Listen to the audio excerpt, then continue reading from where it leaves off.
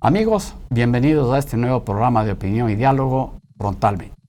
El día de hoy vamos a conversar con María José Plaza, que es la candidata a primera asambleísta por el Distrito Norte de la provincia de Pichincha por el Movimiento Creo. Bienvenida a este programa, María José. Muchas gracias por el espacio, Alfonso. Muchísimas gracias. María José, tú estás trabajando en este momento como publicista, jefe de publicidad en el diario El Comercio. ¿De dónde te nace esta vocación por la política? A ver, yo trabajo para mí misma ahora. Yo trabajé en el diario. He ejercido siempre he trabajado en el sector privado, siempre ejerciendo en la publicidad y el marketing. ¿De dónde me nace la política? Primero creo que el bichito lo he tenido siempre. Vengo de una familia de políticos. Mi abuelo fue Galo Plaza Lazo, presidente de la República, y creo que eso me quedó siempre dentro. ¿Por qué decido incursionar en la política? Porque creo que todos debemos incursionar en la política. Creo que es un deber de todos los ecuatorianos. Si queremos hacer algún cambio en el país, tenemos que hacer política. Una conscripción cívica. Sí, y creo que esa fue mi decisión. Encontré un movimiento en el que me sentí muy cómoda y me sentí identificada para poder hacer esto, que es Creo. Me gustó desde su nombre, creando oportunidades. Y he estado ya desde hace 8 años trabajando en el movimiento y tratando de trabajar por mi país. Bien, una de las propuestas tuyas está basado en una reforma tributaria con la finalidad de atraer inversión extranjera y reactivar la economía. ¿Cómo se podría hacer esto según tu plan? A ver, las propuestas que yo les estoy haciendo este rato son propuestas que tienen que ser responsables, porque en este primer semestre de que vamos a legislar nosotros sabemos que el país no puede esperar. El país le falta empleo, hay más de 300,000 personas que no tienen comida y la economía está en los suelos. Nosotros tenemos que trabajar conjuntamente con el Ejecutivo para ejecutar lo primordial. Y nosotros estamos proponiendo una sola reforma tributaria que dure los siguientes 4 años. No como hemos tenido en los últimos 14, más de 35. Eso no genera estabilidad económica y nosotros necesitamos generar estabilidad económica, necesitamos bajar riesgo país para poder empezar a generar empleo en este país, reestructurar la economía del Ecuador. Pero eso, ¿cómo lo consigues? Mira, el rato que logramos la reforma tributaria y nosotros tenemos ¿Esa reforma tributaria jurídica, en qué consistiría, María José? agilitar los trámites, bajar los trámites, que sea menos complicado toda la tramitología que tenemos en este momento, para que podamos ser un país interesante para los inversionistas. ¿Pero solamente cambiando el tema de agilización de trámites? No, es uno de los temas. La parte impositiva también tiene que ser modificada. Hay que hacer muchísimas reformas que las estamos trabajando en conjunto con Guillermo Lasso, y ya he recibido las contestaciones. Y si no gana Lasso, ¿qué van a hacer? Pues seguiremos trabajando, porque creo que lo más importante para el Ecuador es eso. Y nosotros, aunque seamos oposición, vamos a trabajar para que se trate de reestructurar el sistema financiero del Ecuador, porque si no mejoramos la economía y no generamos empleo, este país se hunde. Bueno, el asambleísta no necesariamente tiene limitaciones en su actividad parlamentaria. Exacto. Porque Juan Pedro Luis está en la Asamblea, está en el Ejecutivo. Uno tiene su plan de gobierno. Si llega al poder, se supone que es mucho más fácil y mucho más viable. Y si está en la oposición, tendrá que pelear por lo que cree que es conveniente para el país. Así que por ahí no creo que haya un cuestionamiento. También estás promoviendo algún tipo de reformas o la creación de alguna ley que fomente la creación de oportunidades laborales.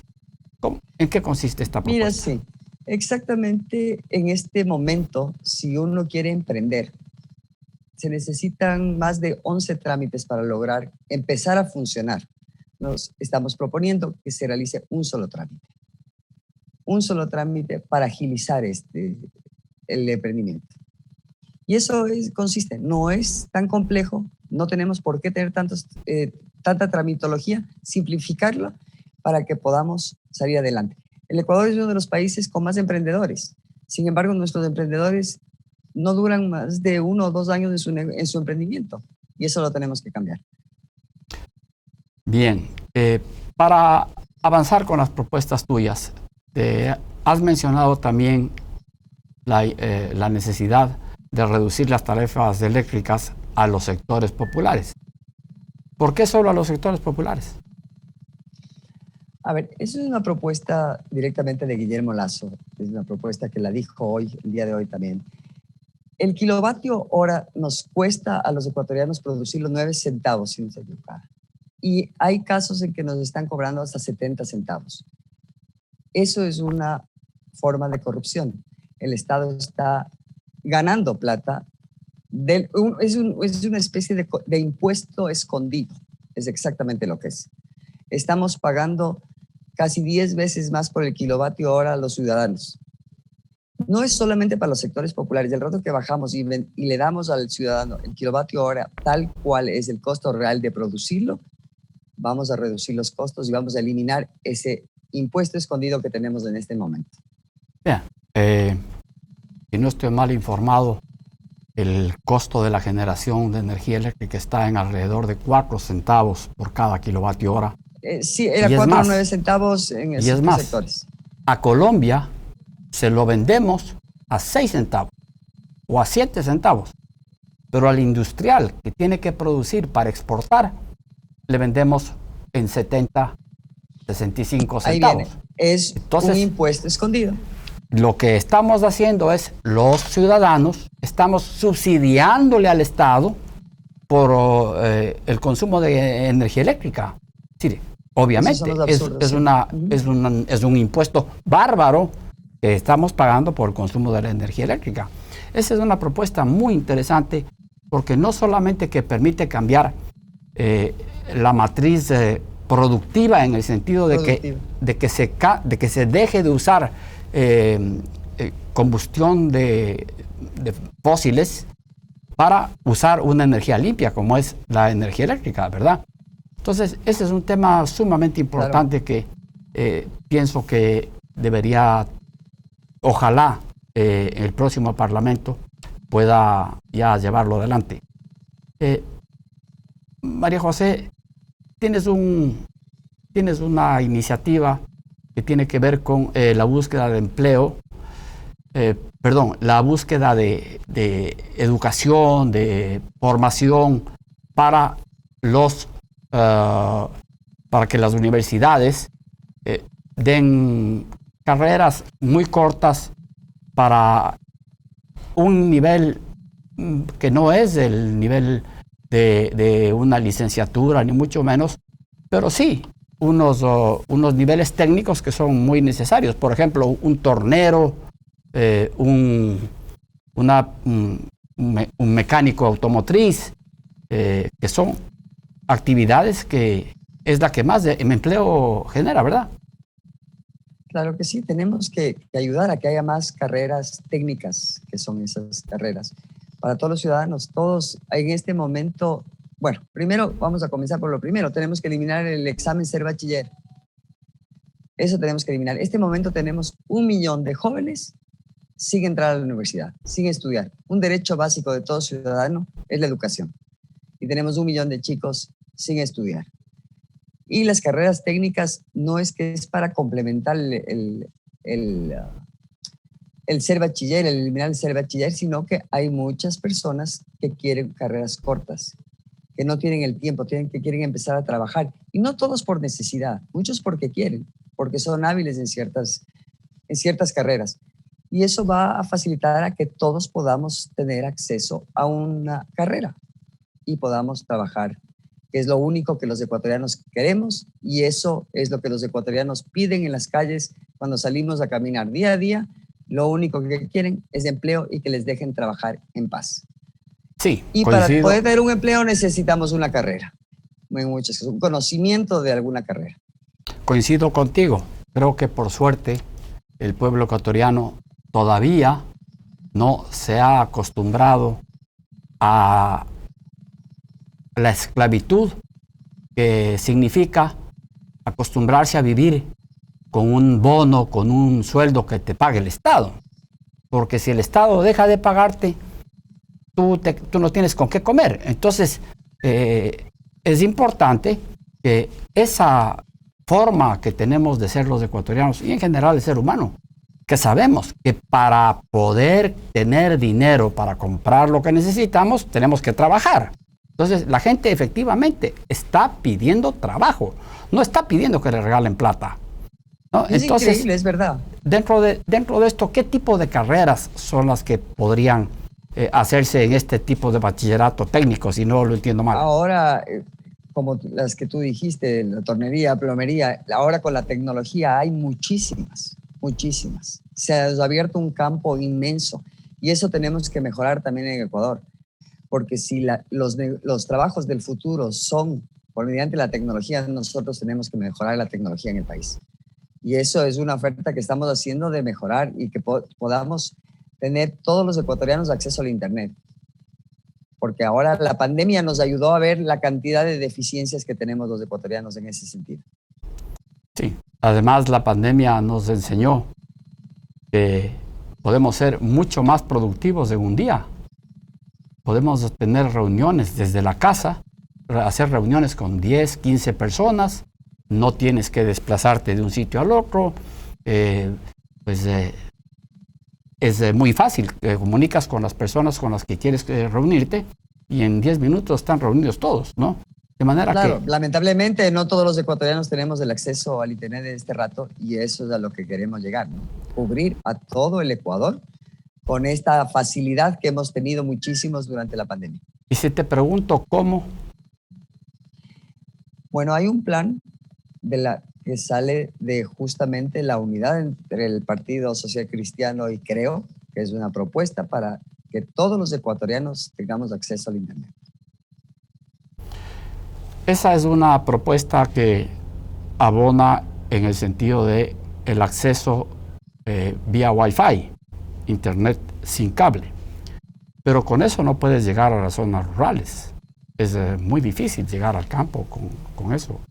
Hay que financiar un trabajo hay todos los estudios. Eso me encantaría poderlo hacer yo hoy desde la Asamblea Nacional, pero eso ya no es mi trabajo. Pero nosotros, como Creo, en el plan de gobierno de Guillermo Lasso está incluido el llegar a todo el Ecuador con Internet. Sí, afortunadamente la tecnología hoy por hoy permite que haciendo una inversión relativamente grande, pero indispensable, se pueda a través de determinados sistemas acceder directamente a un Internet inalámbrico, a unos nodos que no tienen que ver nada con el satélite, porque la conexión satelital es sumamente cara.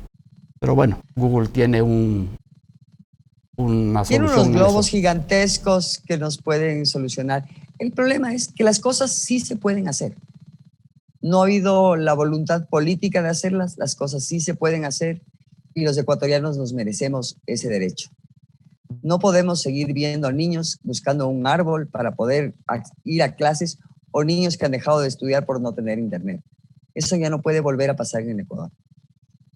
Sí, realmente la pandemia nos ha dejado ver esa realidad que antes no veíamos. Sí. Entonces la diferencia entre pobres y ricos se aumentaba porque el que vivía en la ciudad podía estar al día con todo lo que pasaba y el muchacho del campo no. Entonces, por eso es que la gente deja el campo para venir a la ciudad. ¿Qué opinas tú? ¿Qué propuesta tendrías tú para el tema agrícola y ganadero? Mira, la oferta de campaña que es cumplible, y te voy a decir por qué, porque además mi papá es agricultor Y yo he sufrido lo que sufren los agricultores con los créditos. Y cuando analizamos esta propuesta, lógicamente es lo que todo agricultor quiere, poder tener créditos a largo plazo a bajo interés. Estamos proponiendo créditos al 1% a 30 años plazo. Es la única manera de poder fomentar a la agricultura. Y la pandemia nos dimos cuenta que el Ecuador es un país agrícola, algo que yo he sabido toda mi vida, pero que todos los ecuatorianos pudimos palpar. Sin la comida producida por el campo ecuatoriano, no teníamos qué comer. Con los créditos, los créditos no es una propuesta demagógica. Nosotros ya hay la plata, el financiamiento para el Banco Nacional de Fomento, que se va a volver a llamar Banco Nacional de Fomento, $1.000 millones para inmediatamente poder hacer que los agricultores tengan estos créditos al 1% a 30 años plazo. Claro, para poder mecanizar su trabajo, para poder comprar los implementos que necesitan. Y, si no me equivoco, también hay la propuesta esta de entregarles a los agricultores semillas subsidiadas, pero semillas de alto rendimiento y de varios ciclos, y de ciclos cortos, perdón, así como también las pajuelas, ¿no? Para inseminizar el ganado, porque ¿cuánto cuesta y tener también volver a la un toro investigación, grande? también a la investigación, tenemos que volver a la investigación. Y también vamos nosotros dentro de nuestras propuestas trabajar poco a poco el impuesto salida de divisas, porque con eso también bajamos todas las trabas que tenemos para los insumos agrícolas. En este momento, producir 1 litro de leche, el pago es entre 30 a 50 centavos, pero el agricultor gana 5. Claro, el intermediario se lleva todo. No, los insumos tienen una tasa de interés tan alta, un impuesto alto. Un impuesto, sí. Que eso hace, el alimentar un animal, una vaca en este caso, cuesta muchísimo, porque todo tiene arancel. Entonces, el rato de ir bajando estos impuestos, vamos a bajar estos aranceles absurdos que están dificultando a los productores nacionales. Y no solo es en el campo, muchos de los productos nacionales no se vuelven competitivos porque muchos de los productos se tienen que importar. Para hacer un zapato, la suela del zapato se importa porque no se produce aquí, pero viene con un arancel alto y el zapato no es competitivo con un importado. Y a ese arancel súmale el 5% que el productor tiene que pagar cuando envía el dinero para traer mercadería. Se le está poniendo un impuesto. Bajar ese 5% gradualmente, vamos bajando ese arancel también. Estamos llenos de impuestos. Los ecuatorianos vivimos en un país carísimo. ¿Cuál sería tu tarea fiscalizadora si es que llegaras y en un caso, por ejemplo, que no esté Guillermo Lasso en la presidencia, o estando igual él en la presidencia, ¿cuál sería la tarea fiscalizadora? Porque la Constitución les asigna a los asambleístas esas dos tareas fundamentales. Legislar y fiscalizar, exactamente. Tenemos que fiscalizar sobre todo todos los actos de corrupción que hemos visto en los últimos 14 años. Y hay que volver nosotros tenemos memoria corta, como nos pasan tantos, cada semana oímos un nuevo acto de corrupción y durante la pandemia fue una cosa espantosa porque creo que es donde más bajo llegamos, porque el rato de empezar a robar y cometer actos de corrupción mientras la gente se moría en las calles, creo que ya no tiene perdón de Dios. Pues habrá que fiscalizar porque alguien tiene que pagar responder por estos actos de corrupción. La corrupción se ha convertido ya en un modus vivendi en nuestro país y eso es lamentable, eso lo tenemos que erradicar. Sí, por supuesto, será una tarea muy difícil, sobre todo si quienes llegan al poder son aquellos que saquearon el país. Sí, sería un contrasentido. Vendrían para afianzar este sistema mafioso de manejar el país. Coincido contigo en eso, María José. Sí. ¿Qué harías, qué propondrías tú para solucionar el grave problema que tiene el Instituto Ecuatoriano de Seguridad Social? Primero, los gobiernos tienen que dejar de meter la mano al IES y usarlo como caja chica. Es el primer punto que tendríamos que arreglar. Porque le tenemos desfinanciado, porque gobierno tras gobierno lo ha utilizado como caja chica, cuando esa plata es del aportante, es del ciudadano que está aportando a la seguridad social. Sin embargo, todos han metido la mano y lo han usado como caja chica. Este momento está desfinanciado, y ¿cuántos jubilados hay en este momento que no pueden recibir su pensión? Y recibirla en bonos es un juego político, porque eso no le sirve de nada. Nadie se alimenta del bono que le están dando en este rato. 500 millones de dólares recibe el IES cada mes. Con esos 500 millones de dólares bien utilizados, bien invertidos, el IES podría solucionar su problema actuarial, por ejemplo, con cierta facilidad. Mira, en este problema, este momento la seguridad social tiene otro problema, que hay muchísimos ciudadanos del 64% que ya no están aportando tanto. Y eso es grave, eso es por la falta de empleo. Entonces, este momento tenemos doble problema, que está desfinanciado por haber el gobierno mal usado los fondos del IES, y en este momento porque no hay aportantes. Nos faltan aportantes del IES. Y eso es dado la falta al desempleo que existe en el Ecuador debido a las crisis que hemos tenido, al mal manejo, a la corrupción y encima a la pandemia. Bueno, para pasar un poco por eso al yo tema, digo que este momento el Ecuador está en una lección muy seria.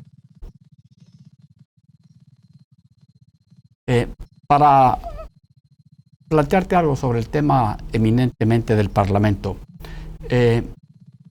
¿tú estás de acuerdo con que la Asamblea o el Poder Legislativo sea conformado por menos representantes del pueblo y en 2 cámaras, o tú crees que el sistema unicameral es el conveniente? A ver, que existan menos legisladores, sí estoy de acuerdo.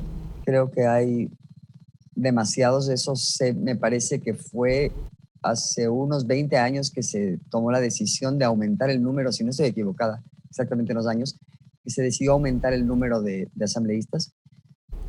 Sí creo que hay demasiados. En el tema de las 2 cámaras, pues habría que hacer un análisis. Este rato sí habría que ver qué es lo que le conviene al país para cómo funcionamos mejor. Pero el tema del exceso de número de asambleístas, en eso estoy de acuerdo. María José, para preguntarte algo que también tiene que ver con la ciudad de Quito. ¿Tú estarías de acuerdo con una revocatoria del mandato al alcalde Yunda? A ver, yo creo que todos los ciudadanos tenemos derecho a que, si no nos están cumpliendo las personas que elegimos, cualquier función de elección popular, no están cumpliendo con su función, tenemos el derecho, y está en la Constitución, a poderlo revocar. Si la mayor parte de los ciudadanos de Quito toman esa decisión, pues la apoyaría, lógicamente. ¿No tomarías una bandera para formar parte de los promotores de la recolección de firmas, por ejemplo? No tomaría la batuta, la bandera, y la encabezaría. Sí creo que los quiteños nos están debiendo mucho, nos quedan debiendo muchísimo en esta administración, pero creo que todos tenemos que poner un granito de arena y realmente pedir lo que necesitamos, no simplemente sentarnos y que haya un grupo de personas que protestan y quieren revocar el mandato. Si todos los quiteños no nos empezamos a quejar de todo lo que necesitamos, pues ahí están las consecuencias, ¿no? Sí, lamentablemente la degradación ética, la degradación moral, la degradación social que vive el país, y cada vez con mayor intensidad, es también fruto de que gente preparada, gente capaz, decide abstenerse de la política. Entonces, si le dejamos la vía abierta, el camino abierta para el charlatán de feria, entonces después no nos quejemos, porque hay mucha gente que vive quejando, pero nunca en su vida ha ido a acompañar a un candidato o ha apoyado a un candidato de alguna manera que no sea estar en su casa viendo las noticias o mandar un mensaje por WhatsApp. Entonces, ¿qué pasa con la sociedad quiteña? Que no recupera ese liderazgo de la ciudad, porque tienen que haber personas preparadas, con visión de ciudad, que tengan una idea, que tengan un norte hacia donde la ciudad tiene que ir. No los próximos 4 años, los próximos 30, 40 años. Es decir, eso se terminó. Y no solamente con Yunda. Hace rato que se perdió esta visión. Creo que el alcalde Paco Moncayo quizás, o el anterior, fue el último que algo de eso pensaba. Pero antes la ciudad no se planificaba de esa forma. Sí, creo que hemos perdido mucho de la empatía. Si estamos bien en nuestro metro cuadrado y no estamos haciendo nada, y eso es lo que yo peleo día a día entre mi grupo de amigos, en la calle, cuando voy hablando puerta a puerta con la gente. Tenemos que recuperar la empatía. No si yo estoy bien, ya no me importa nada más, o si yo estoy mal, soy la única que lloro. Tenemos que unirnos todos como ciudadanos.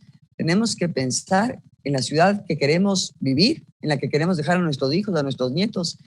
No podemos seguir así. Tenemos que meternos un gran sacudón, cambiar y empezarnos a preocupar más de dónde estamos viviendo, qué es lo que queremos para nuestro futuro. Y eso es lo que tú mencionabas hace un momento, es algo muy triste que está pasando no solo en la ciudad de Quito, sino en el Ecuador entero. Estamos dejando que las cosas nos pasen y nos pasen atropelladamente y no hacemos nada. Es la misma situación que cuando me dicen, ¿por qué van a la asamblea gente con grillete, gente corrupta? Te digo, porque es la responsabilidad primero de los partidos políticos, después de la gente que vota. Si nosotros no votamos por esa gente no va a estar en la asamblea, no va a ser presidente de la República.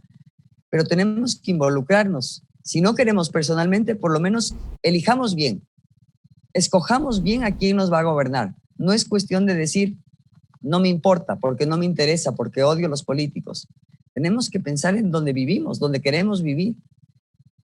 Si no, nosotros no nos empezamos a meter en eso, dejamos que todo el mundo nos pase atropellando, que ese es el estado en que, por lo menos yo siento que los últimos 14 años hemos dejado que eso nos suceda a los ecuatorianos. Nos atropellan, nos humillan, nos pasan por encima y seguimos ahí.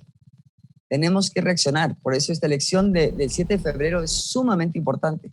Si la gente no medita bien su voto, si no ve bien quién quiere que vaya a la asamblea, si deja el que me importismo a un lado y realmente se preocupa a quién voy a elegir, quién nos va a representar, cómo vamos a cambiar este país, es una situación para mí de extrema gravedad. Y tenemos que ir a votar. Tenemos que ir a votar el 7 de febrero. Sí, el panorama es muy triste porque mientras no tengamos una sociedad educada, los electores en su gran mayoría seguirán siendo presa fácil de los cuenteros, de los que te dicen que te van a regalar $1,000 en la primera semana de gobierno a 1 millón de personas, cuando eso es imposible, porque no hay el dinero para entregarlo. Se habla de que de la reserva van a sacar el dinero. Por favor, el dinero que esté en la reserva es el dinero de los depositantes de los bancos, de las cuentas de ahorro de las mutualistas. Ese es el dinero, porque el del IES ya no hay, ya se terminaron también. Entonces, lo único que queda en la reserva es el dinero de los depositantes de la banca. Entonces, y la gente muchas veces cree que eso se va a lograr. Es muy fácil, ¿no? Decir, voy a repatriar 30,000 millones de dólares de los ecuatorianos que está fuera del país. Cada uno tiene su plata donde le da la gana. A ti, a mí, a nadie le puede decir nadie en dónde tiene que tener su plata. Y no es que me traen la plata y ya está. No, señor, eso es un cuento. O sea, aquí elegimos verdaderos cuenteros.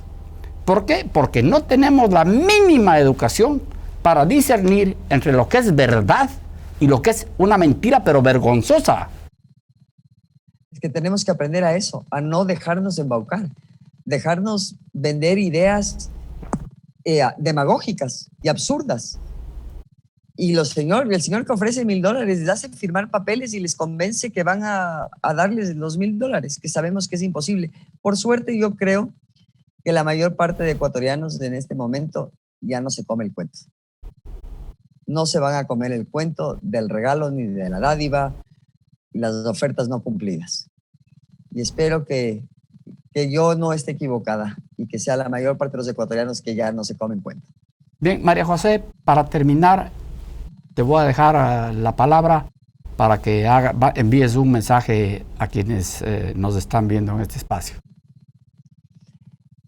Quería decirles a todos, como dije hace un momento, esta elección del 7 de febrero nos estamos jugando el futuro del Ecuador, el futuro de nuestros hijos, nuestros nietos y el de nosotros mismos. Por eso, votemos responsablemente, sobre todo por una lista, un movimiento, que es el movimiento Creo, las listas 21, que se han preocupado de que todos sus candidatos sean personas honestas, capacitadas y probas. Yo me siento muy orgullosa, sobre todo, del Distrito Norte, al que yo represento, que cualquiera de las 8 personas que me acompañan en mi lista están preparadas para ser grandes asambleístas. Por eso, este 7 de febrero, vota todo 21, el 21 es de la 21. Bien, esto ha sido todo con María José Plaza Gómez de la Torre. Con ustedes, amigos, hasta una próxima oportunidad.